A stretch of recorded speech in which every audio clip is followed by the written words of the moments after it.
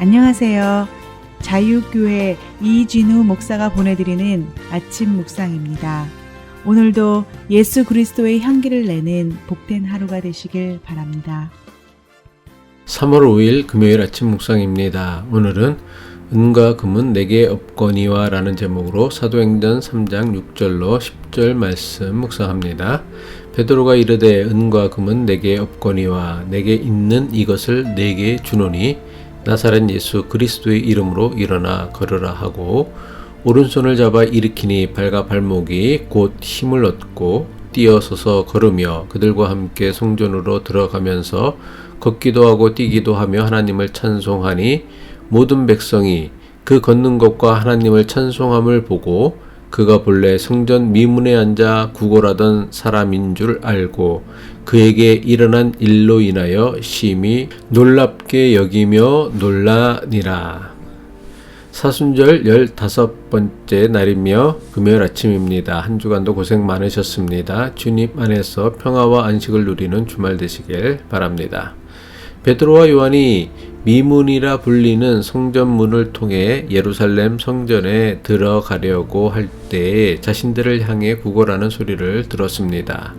베드로와 요한은 성전을 향해 가던 길을 즉각 멈추고는 자신들에게 구걸하는 사람을 주목하여 보았습니다. 그는 태어날 때부터 걷지 못했던 자로 평생을 성전 미문 앞에서 구걸하며 살았던 불쌍한 인생이었습니다. 베드로와 요한은 걷지 못하는 거린에게 자신을 주목하여 보라고 요청합니다. 사도행전 3장 4절입니다. 베드로가 요한과 더불어 주목하여 이르되 우리를 보라 하니 자신들을 주목하여 보라는 베드로의 요청에 걷지 못하는 거린은 무엇을 얻을 수 있을까 기대하며 베드로와 요한을 주목하여 바라보았습니다. 사도행전 3장 5절입니다. 그가 그들에게서 무엇을 얻을까 하여 바라보거늘 걷지 못하는 거린이 베드로와 요한을 주목하여 보면서 기대하였던 것은 무엇일까요? 날 때부터 가지고 태어난 자신의 장애를 고쳐줄 것이라고 기대했을까요? 아니요. 그런 기대는 하지 않았을 것입니다. 아니면 초라한 차림의 베드로와 요한에게서 금 하나 은화를 기대했을까요? 아니요. 그런 기대도 하지 않았을 것입니다. 아마도 나면서부터 걷지 못했던 거린이 베드로와 요한을 주목하며 기대한 것은 기껏해야 동전 한두 개 정도가 전부였을 것입니다.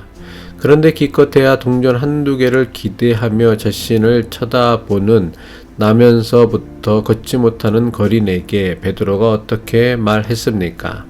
사도행전 3장 6절 전반부입니다. 베드로가 이르되 은과 금은 내게 없거니와 기껏해야 동전 한두 개 정도를 기대하는 걷지 못하는 거린에게 베드로는 은과 금은 내게 없다라고 말한 것입니다.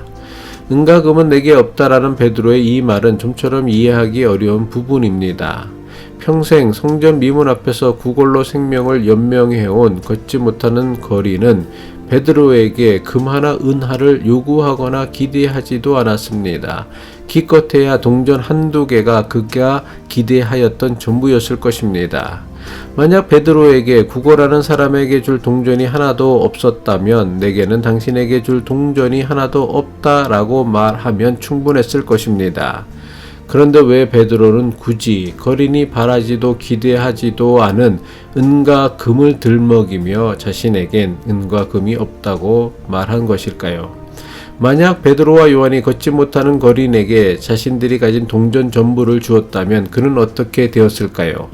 아마 그날 저녁은 평소에 먹지 못했던 음식을 배불리 먹을 수 있었을 것입니다. 만약 베드로와 요한에게 금 하나 은하가 있어서 그것을 걷지 못하는 거린에게 주었다면 그는 어떻게 되었을까요? 아마 자신이 받은 금 하나 은하를 다 쓸 때까지는 성전 미문에 나와 구걸하지 않아도 됐을 것입니다. 하지만 금 하나 은하를 다 쓰고 나면 그는 또다시 성전 미문에 나와서 구걸을 해야 했을 것입니다. 이것은 절대로 구걸하는 이에게 돈을 주거나 먹을 것을 주는 것이 소용이 없다는 뜻이 결코 아닙니다. 도움을 구하는 이의 손길을 외면하지 않는 것은 우리가 마땅히 감당해야 하는 책임이며 의무입니다. 베드로가 굳이 은과 금은 내게 없다 없다고 말한 것은 걷지 못하는 거린이 바라는 은과 금으로도 그 인생의 문제를 해결할 수 없음을 드러내기 위함입니다. 세상은 은과 금으로 상징되는 많은 재물만 있으면 인생의 모든 문제를 해결할 수 있을 것처럼 여깁니다. 하지만 어떠한 인생도 은과 금만으로 해결할 수 있는 단순한 인생은 하나도 없습니다. 하물며 나면서부터 걷지 못하는 장애인으로 태어나 매일같이 성전 미문 앞에서 구걸하며 살아야 하는 이 사람은 더 말할 필요도 없습니다. 베드로는 자신에게 은과 금이 없다는 핑계로 걷지 못하는 거린을 외면하지 않았습니다. 비록 자신들에게는 거린이 바라는 은과 금은 없지만 더 귀중한 것을 주겠다고 선언합니다. 사도행전 3장 6절 후반부의 말씀이죠. 내게 있는 이것을 내게 주노니 나사렛 예수 그리스도의 이름으로 일어나 걸으라.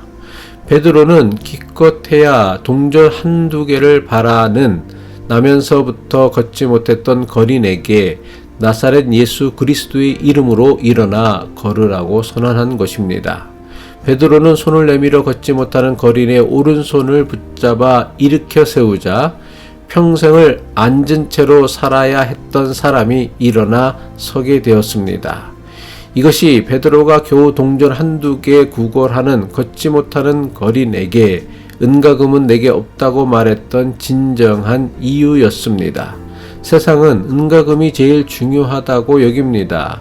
실제로 은과 금은 세상에서 우리의 삶을 편리하고 편안하게 만들어 줄 수 있는 강력한 힘이 있습니다. 하지만 돈이 많다고 돈 때문에 삶이 편리하고 편안하다고 인생의 모든 문제를 해결하지는 못합니다. 물론 돈이 해결할 수 있는 인생의 문제도 있습니다. 하지만 정말 중요하고 심각한 문제는 결코 돈이 해결하지 못합니다.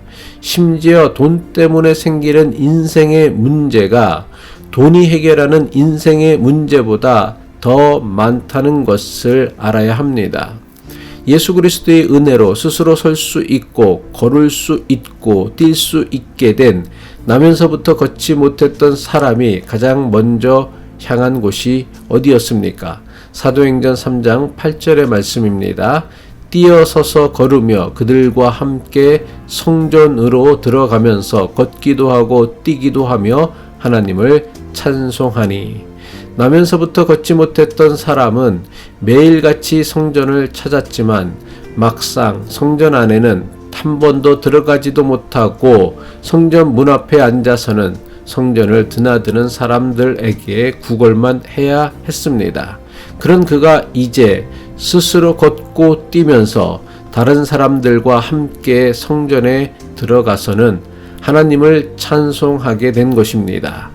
이것은 오늘 우리에게 매우 중요한 영적 교훈과 도전을 주는 사건입니다.